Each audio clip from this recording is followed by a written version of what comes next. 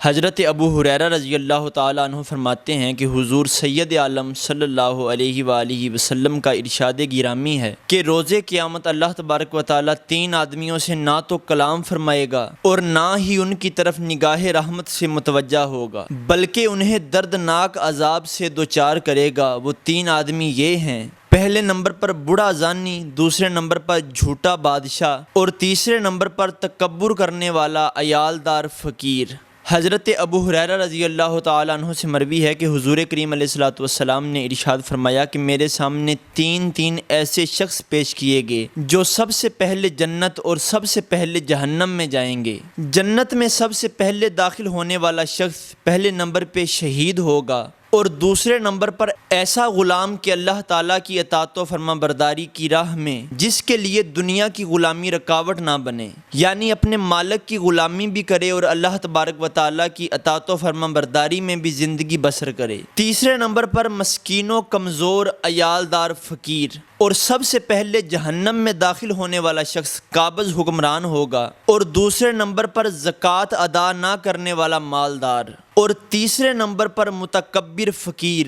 حضرت امام حسن رضی اللہ تعالیٰ عنہ فرماتے ہیں کہ حضور کریم علیہ الصلوۃ والسلام نے ارشاد فرمایا کہ جس شخص نے اپنا جوتا خود سیا، کپڑوں کو پیوند لگائی اور بارگاہ الہی میں سجدہ ریزی کی خاطر اپنی جبین کو خاک آلود کیا تو وہ تکبر سے بری ہو گیا۔ حضرت عبداللہ بن عمر رضی اللہ تعالیٰ عنہ حضور کریم علیہ الصلوۃ والسلام سے روایت کرتے ہیں کہ جب تم کسی عاجز کو دیکھو تو عاجزی کے پر اس کے لیے پھیلا دو، اور جب کسی متکبر کو دیکھو تو اس کے لیے ویسا ہی رویہ اختیار کرو جیسا اسے دیکھتے ہو، کیونکہ اسی میں متکبرین کی ذلت اور ان کی حقارت ہے، اور تمہارے لیے یہ انداز صدقہ ہے۔ یعنی جب تم کسی عاجز کو دیکھو تو اس کے لیے عاجزی کرو، اور جب کسی متکبر کو دیکھو، تکبر کرنے والے کو دیکھو تو اس کے ساتھ ویسا ہی رویہ کرو جس طرح وہ رویہ رکھتا ہے، اسی طرح اسے ملو، کیونکہ اس طرح اس انداز سے اس کو ذلت ہوگی۔ اور حضور فرماتے ہیں کہ ایسا کرنا صدقہ ہے، متکبر آدمی سے تکبر کے ساتھ ملنا صدقہ ہے، نیکی ہے۔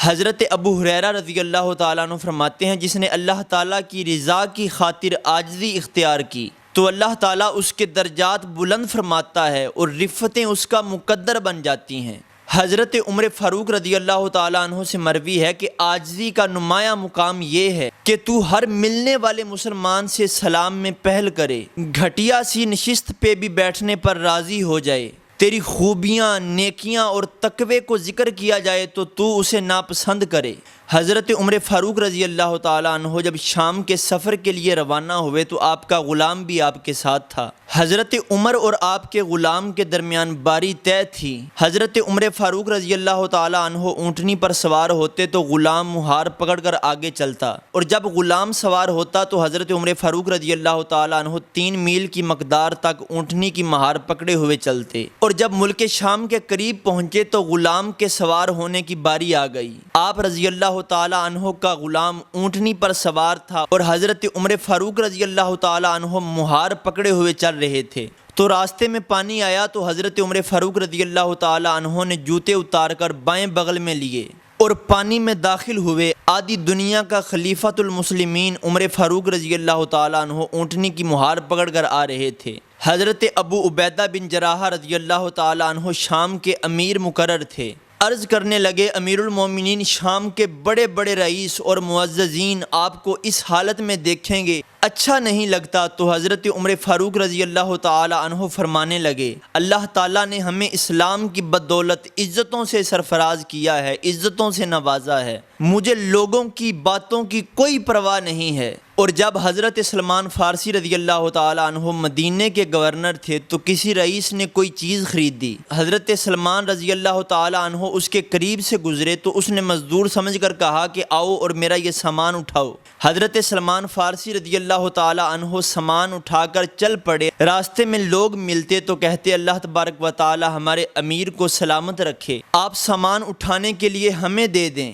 لیکن آپ نے انہیں دینے سے انکار کر دیا۔ جب اس رئیس کو پتہ چلا کہ یہ مدینے کے گورنر حضرت سلمان فارسی رضی اللہ تعالیٰ عنہ ہے تو کہنے لگا کہ ہائے افسوس، میں نے سامان کا بوجھ امیر شہر کے کاندھوں پر لاد دیا۔ تو وہ رئیس معذرت کرتے ہوئے کہنے لگا حضور میں نے آپ کو پہچانا نہیں تھا۔ آپ فرمانے لگے چلو بھی چلو، یہاں تک کہ سامان آپ نے اس رئیس کے مکان تک پہنچا دیا۔ تو ناظرین، یہ حضور کے صحابہ اور اتنی عاجزی، اتنا سادہ لباس کہ لوگوں کو پہچان نہ ہوتی کہ آقا کون ہے، غلام کون ہے۔ تو اللہ تبارک و تعالیٰ ان پیاروں کا صدقہ ہم پر بھی اپنا فضل و کرم فرمائے۔ وما توفیقی الا باللہ۔